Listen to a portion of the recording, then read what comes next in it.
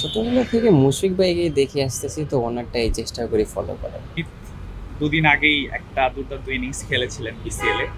Innings শেষে বলেছিলেন যে জাতীয় দলে খেলার স্বপ্নটা সবাই দেখে, বাট প্রেজেন্টেই থাকতে পছন্দ করেন। সেই ইনিংসে খেলার পরে কি ভেবেছিলেন এত দ্রুতই জাতীয় দলে ডাক পাবেন? না, ইনিংস খেলার পরে ওই রকম চিন্তা করিনি যে ন্যাশনাল টিমে সুযোগ আসবে। আমি চিন্তা করতেছিলাম যে ঢাকা প্রিমিয়ার লিগ নিয়ে। তো আলহামদুলিল্লাহ সুযোগ আসছে, ভালো লাগতেছে। ন্যাশনাল টিমে ডাক পেলেন, এই অনুভূতিটা আসলে কেমন? অবশ্যই প্রত্যেকটা প্লেয়ারেরই ন্যাশনাল টিমে এরকম সুযোগ আসলে যেরকম ভালো লাগা কাজ করে, আমারও সেম কাজ করতেছে। আহ, ওই ইনিংসটাতে মুশফিকুর রহিম আপনাকে সঙ্গ দিয়েছে, আপনি মুশফিকের কাছ থেকে বেশ কিছু আইডিয়াও পেয়েছিলেন, আপনাকে টিপসও দিয়েছিল। সেই মুশফিকুর রহিমের সাথে এখন ন্যাশনাল টিমের ড্রেসিং রুম শেয়ার করবেন, এই ফিলিংসটা কেমন? না, অবশ্যই ছোটবেলা থেকে যাকে দেখে আসতেছি, যার খেলা আমি চেষ্টা করি ফলো করার, তার সাথে ড্রেসিং রুম শেয়ার করতে পেরে খুব ভালো লাগে। আহ, আমরা কি বলতে পারি যে অমিত ভবিষ্যতের মুশফিক হতে যাচ্ছে বাংলাদেশ টিমের?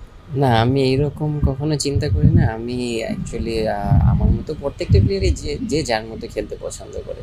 তা আমি আমার মতো খেলতে পছন্দ করি, এইরকমই বিষয়টা। অমিত, ঘরোয়া ক্রিকেটে আপনি খুব দারুণ পারফর্ম করে আসছেন। তো জাতীয় দলেও কি এই পারফর্মের ধারাবাহিকতা কি ধরে রাখার চেষ্টা করবেন? আর প্রত্যেকটা প্লেয়ারের এরকমই চিন্তা ভাবনা থাকে। তো আমারও সেম চিন্তা ভাবনাই থাকবে, যেরকম আমি ডোমেস্টিক ক্রিকেটে খেলে আসছি, সেরকমই কনফিডেন্ট নিয়ে যদি ন্যাশনাল টিমের সুযোগ আসে সেভাবে খেলা। মুশফিককে আইডল ভাবেন, এটা জানতে পেরেছি যে জাতীয় দলের আর কোনো ব্যাটসম্যান আছে যাকে আপনি ছোটবেলা থেকে আইডল ভেবে আসছেন? ছোটবেলা থেকে মুশফিক ভাইকে দেখে আসতেছি, তো ওনারটাই চেষ্টা করি ফলো করার।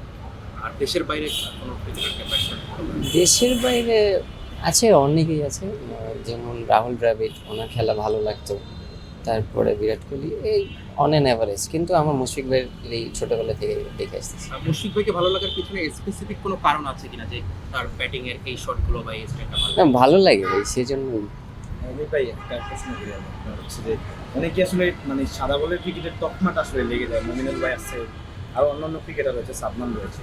আপনার ক্ষেত্রে কি তাই? আপনি কি শুধু মানে টেস্ট ক্রিকেটটাই খেলতে চান নাকি সব ফর্মেটে আপনি ফোকাস? না, আপাতত যেহেতু টেস্ট ফরম্যাটের সুযোগ আসছে, তো সেটা নিয়ে চিন্তা করতেছি। আবার যখন সাদা বলের সুযোগ আসবে, সেটা নিয়ে চিন্তা করবো তখন।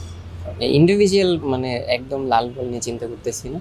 আর যখন যে ফরম্যাটের সুযোগ আসবে সেটা নিয়ে চিন্তা করতেছি। আপনি সব ফর্মেটের জন্য প্রস্তুত? হ্যাঁ, নিজেকে অ্যাজ এ প্লেয়ার হিসেবে সব ফরম্যাটে প্রস্তুত রাখার চেষ্টা করতেছি।